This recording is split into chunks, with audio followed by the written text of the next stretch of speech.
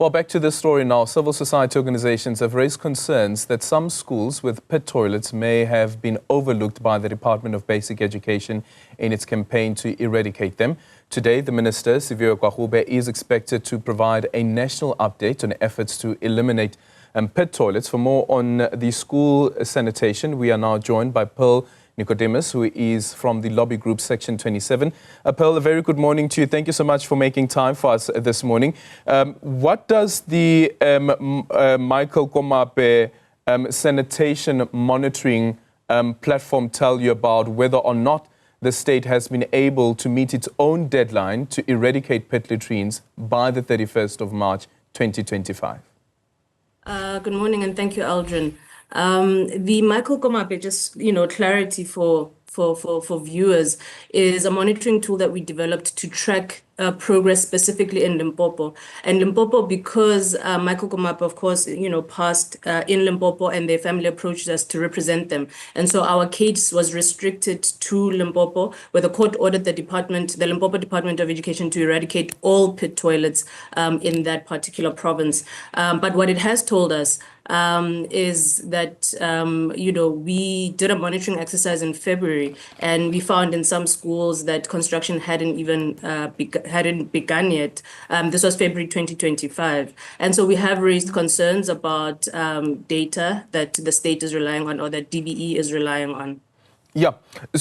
And what's the data telling you, though, about how many toilets are still under construction? And when it comes to the mobile toilets as well, there was an issue that was raised there as well, that you don't have enough mobile toilets, which the court had said should be there in the meantime. Yeah. So according to reports provided by the Limpopo Department, the court ordered them to provide us with, to provide the court and ourselves for the monitoring exercise reports every 6 months. So according to their last report that was submitted in December 2024, there were 564 priority one, what they call priority one schools, where they needed to build pit toilets. These are schools that exclusively rely on pit toilets. And they had completed about 544. So what remains, according to the report, is 20 schools. 12 needed to be completed by December 2024.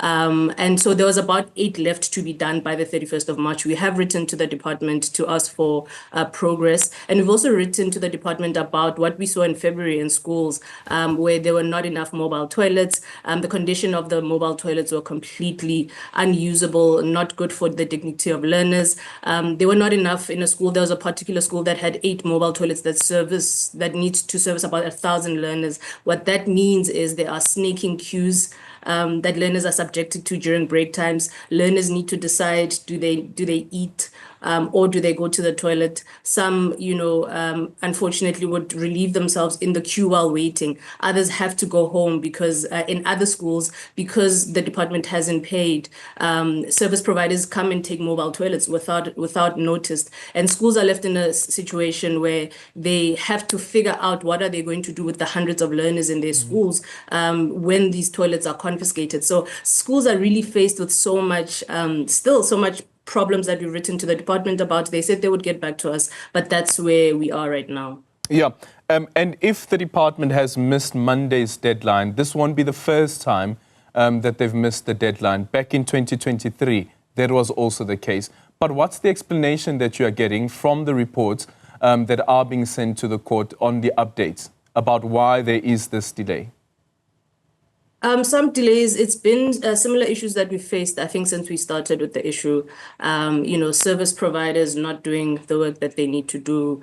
In some schools, in some communities rather, construction is stopped because communities feel they were not consulted. So there are a myriad of problems that we found. But the one thing that Limpopo as a case study shows us is that the true problem is a lack of political will. Because if you take Limpopo as a case study, the only thing that's different about Limpopo to other provinces is that there was a court order that compelled the department to do this work and submit reports and do an audit and tell the court, how are you going to fund this program? What are the timelines? So they were forced to do this work. So there was oversight by way of a court order. Other provinces don't have this. So I think we can conclude that with the problems that are valid, that are I guess, stopping the department from doing this work or hindering, not stopping. The real problem is a lack of a lack of political will. Because in a case where one province, if you were to side by side it with a province like Eastern Cape, same pockets of funding, same infrastructure, they are funded from the same infrastructure grants, but what we see now in the Eastern Cape versus Limpopo is that Eastern Cape is returning hundreds of millions of rands back to Treasury, unused infrastructure money that could be eradicating toilets and doing so much, building classrooms, addressing so much. But because of a lack of capacity and other things that I've mentioned, they are returning this money to Treasury. Limpopo, when it comes to pit toilets, there has been traction, and we note the traction. 544 schools addressed out of 564, only priority one schools is good progress, but it tells us a story that where there's a political will, where there's oversight, where there's accountability, this country can function. Yeah, but where's that absence of political will when you have the number one citizen of the country, when you took over office, introduced the so-called SAFE campaign, which was to deal with the eradication of pit latrines? You were speaking about the president, the number one citizen of the country. Where else would the political will be flowing from if the president has said, let's eradicate these toilets? And at the time that he made this announcement, we had around 4,000 schools with pit latrines.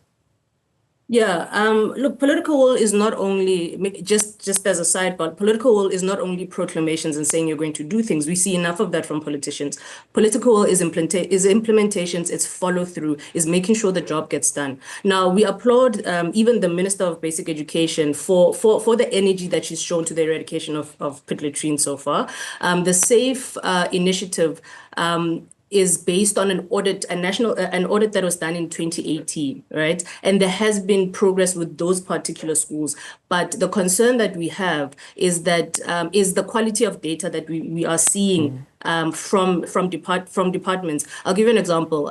When we received the first report in Limpopo, we questioned the data. We went back to court, and the court ordered the Limpopo department to do a thorough job. So they initially said to us only 290 schools are priority one schools that exclusively rely on pit toilets. When we questioned this data, they came back to us with a number almost double the size, and that was 564. It tells you, because we were able to question the data and say, go do a thorough audit so that no schools are left behind, then it was done in Limpopo. So what we're saying about the SAFE initiative is we really are happy to see that there is commitment behind this. But what we are calling for really is a thorough national audit to ensure that this is not just an initiative that serves some schools, but others are left behind.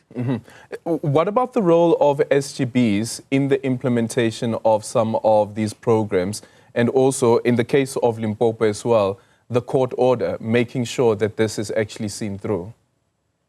The SGBs have been a great part of, I think, the rollout of pit toilets. There are different stakeholders that are involved in ensuring that schools are protected. In Limpopo, we see that it's not only schools that are involved, it's SGBs, its chiefs also have particular involvement where they would have some oversight role in seeing that schools are running and functioning. And so there are multiple stakeholders involved, at least in what we've seen in Limpopo, that when functional have been of great assistance to ensuring that schools function well.